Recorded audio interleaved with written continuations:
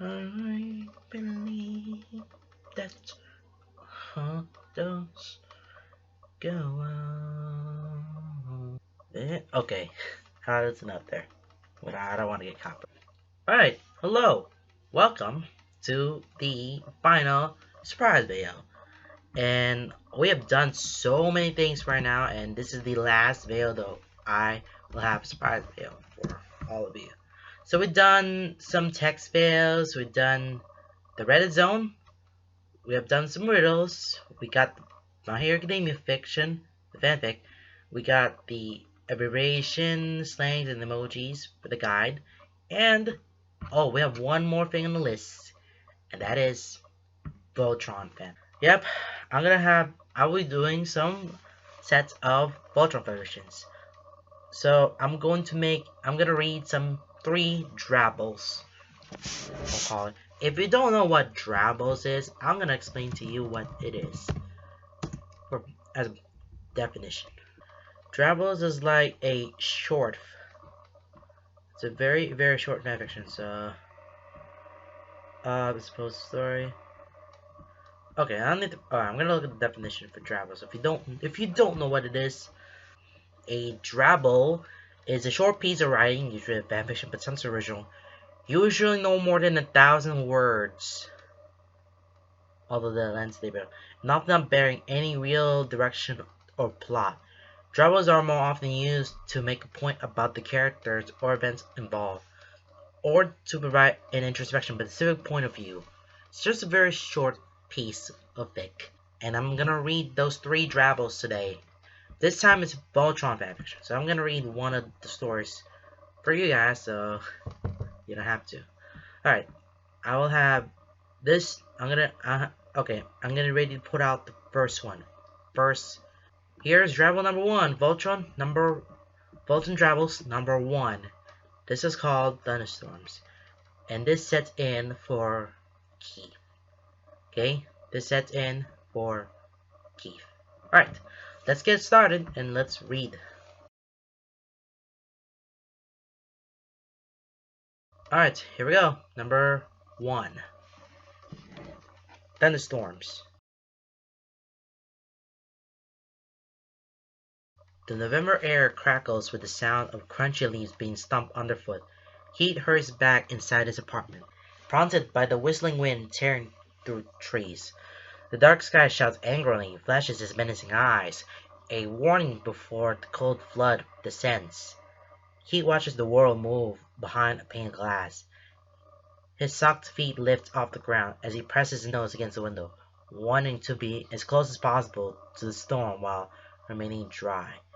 Keith hates the cold, hates the feeling of wet cloths sticking to his body, his soaked hair plastered against his face, and especially hates having it blend against his neck. But he loves to watch the storm, the chaos, the loud booms and bright flashes, the world and uncontainable energy, reminding feeble humans of their place, reminding them that the world is alive. The thunder, the lightning, the thick pellets of rain. It should be nothing more than a nuisance, disrupting plans, or a child's fear. It shouldn't awaken Keith's soul, fill him with an unexplainable glee. But it does. The world is alive and makes Keith feel alive too. The world gives no f for other people's plans. It doesn't hold back its emotions. The world howls its frustrations, releases its tears, and Keith envies it. For this moment only, he can shout.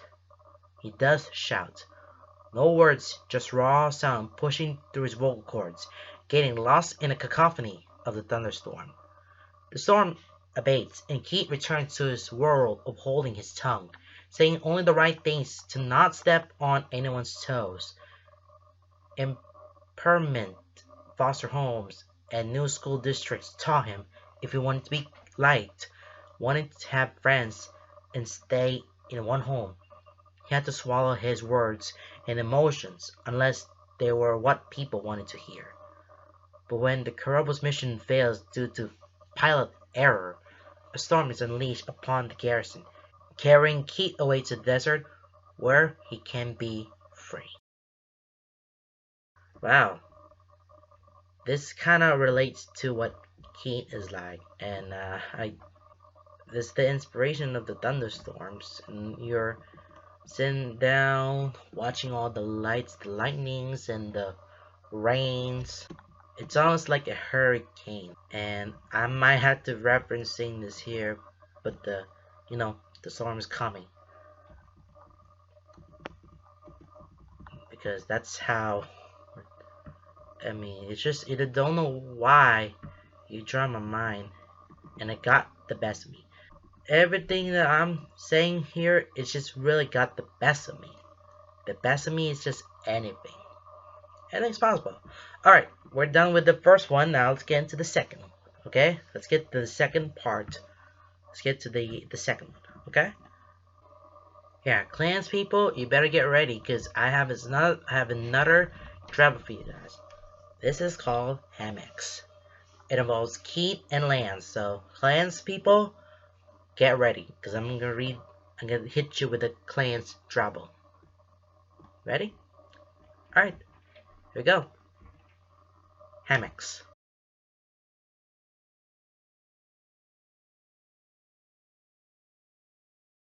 The breeze whispers in both of their ears, delicate reminders of time on Earth lost to war in space.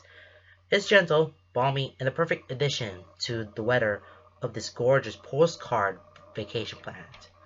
The skies are a glorious gold color, fading to a dusty rose as one of the suns set. It's strangely peaceful for the circumstances, considering they both just risked their lives to free this planet from Galra tyranny. This is their reward, a chance to relax and be alone together. Keith turns and looks up at Lance, who's staring at the sky, eyes blank as he watches the clouds roll by. He knows this is reminding him of home. Memories are bitter because they're so far away, and sweet because anything that reminds him of home is a blessing. Keith can't say he can relate. He has always been unsatisfied, looking for something more, something he seems to have found, not in a time or a place, but a person. Keith feels Keith's gaze and smiles, turning his face down towards the other boy. "What's on your mind?" "You," he answers, simply, snuggling closer to his little piece of forever. Lance leans down and presses a kiss to his forehead. They lay in the hammock for the rest of the night, and they're still there when the other paladins find them and wake them up in the morning.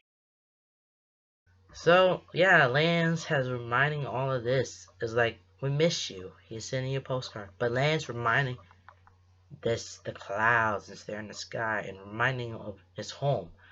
Well, his home was he's from Cuba, so he liked that place so much. And Keith was related of his home in Texas and somewhere in Texas with that little house of his.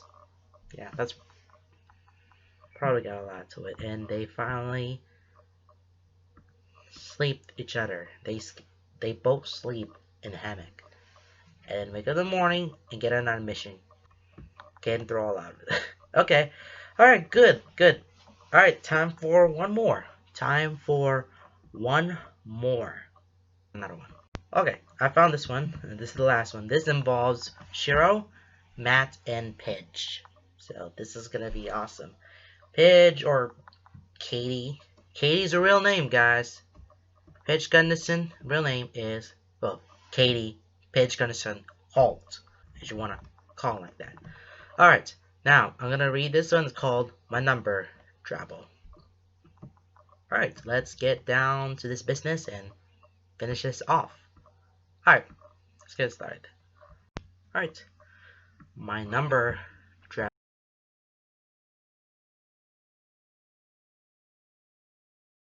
Here's one apple pie to go for Matt.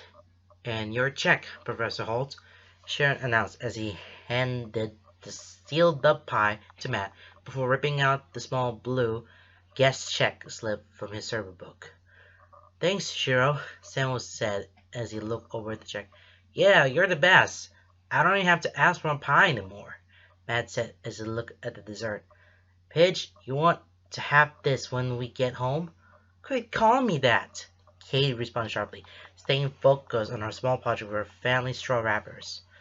Matt pouted at his sister's response. Fine, more for me.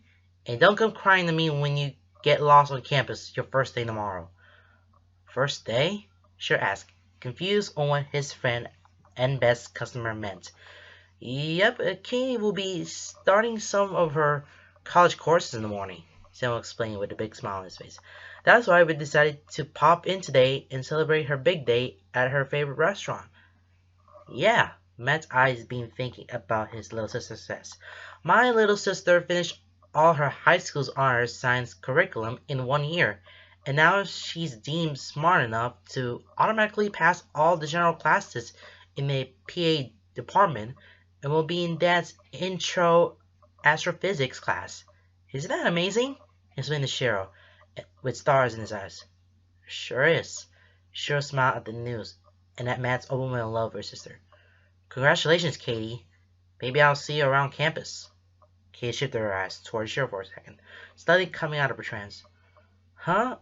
Oh, thanks, Cheryl, but I doubt we'll see each other. I still need to finish the rest of my high school classes, so I'll only be a part-time student. We're only taking dance class right now. Yeah, but what you did is still really amazing. The PA department is really hard to get into. Thanks, Cheryl, Katie said with a smile. Well, we should get going before it gets too late. Big day tomorrow, Samuel said as he started to stand.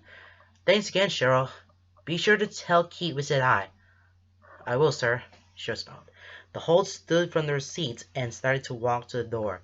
Cheryl started to clear the table, but stopped when he saw Katie walk back in. Did you forget something? This is for you, Katie said as she handed over her little paper project to Cheryl. My class ends before 11, and I don't have to be back at school till 1. So if you want to grab lunch or something before I leave, text me. She then immediately turned away and hurried back outside the small restaurant. Cheryl looked in his hand and saw a small paper flower that Katie had made by twisting and tying the straw wrappers together. Written on the piece of paper meant to be a leaf was a group of numbers. Katie's phone number. Cheryl's face turned red, and for the first time, he was happy that the restaurant was practically empty. Is it a relationship? Is it a fluff? I mean, there is like a relationship between Cheryl and Katie. They're two of that little each other. Cheryl's a little old, and Katie is like I think she's like 16 or 18 years old. Yeah, I think Katie's like 18 years old, but she's handed Cheryl the phone number, to hang out. And they're not really related, but they're just hang out with Pidge and not kissing. There's no kissing involved. She just wanted to hang out with. Well, Cheryl wants to hang out to Pidge. Well, Pidge wants Cheryl to hang out with her. That makes sense now. Okay, that's good. That's great. Alright, well, that is it for the Drabbles. It's not a lot of dirty stuff, so I wish, but I will not do that on the surprise video, so I'm gonna leave it out to you guys for this. Alright guys, that's it for this surprise video, and that completes my video, and I got all of the stuff now, all the surprise videos that I said I would be making this and starting this immediately. It all got checked, so you're good to go, and that's it. Well, that's pretty much it. I will see you guys next time. So, yeah, thank you for watching this video. Bye, everybody.